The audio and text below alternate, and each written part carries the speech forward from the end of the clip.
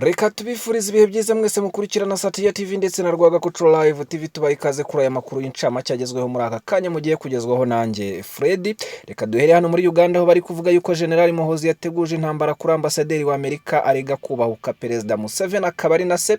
Uyu mugabo rero uyoboye igisirikare cya Uganda nawe ukunze kugira udushya twinshi twihariye, General Muhoozi Kainerugaba. Tunyarukiye mu Bwongereza rero haravugwa yuko bwahaye Mauritius ibirwa bya Chagos ariko buhagumisha ibirindiro. Ni mu gihe rero Kim Jong Un arakangisha Korea y'Epfo intwaro za kirimbuzi. Tunyarukiye hano mu burasirazuba bwa Kongo rero kwa Tshisekedi bashyize impanuka y'ubwato bwiciye benshi mu Kivu ku mutwe wa M23 bakomeje guhangana. Ni mu gihe runda rero ibitavuzwe ku rupfu rw'abishwe n'umuceri se byagenze bite. Mu gihe Burundi rero iperereza ryashimuse uwahoze ari impunzi watashye avuye mu Rwanda, ese yaba yarashimutiwe iki?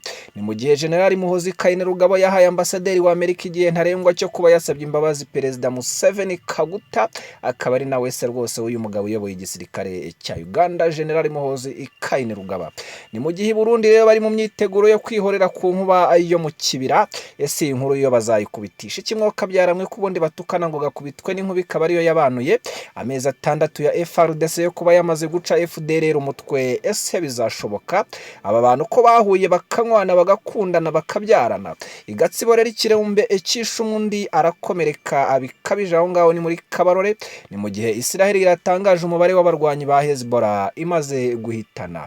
Ngayo nguko rero reka dukomeze tubashimira cyane mwese mwakanze subscribe n'abatarayikanda, tubabwire ngo gukanda subscribe n'ubuntu, ugakanda like ndetse ugasigaye igitekerezo igihe ubona rwose inkuru zacu zikunyuze.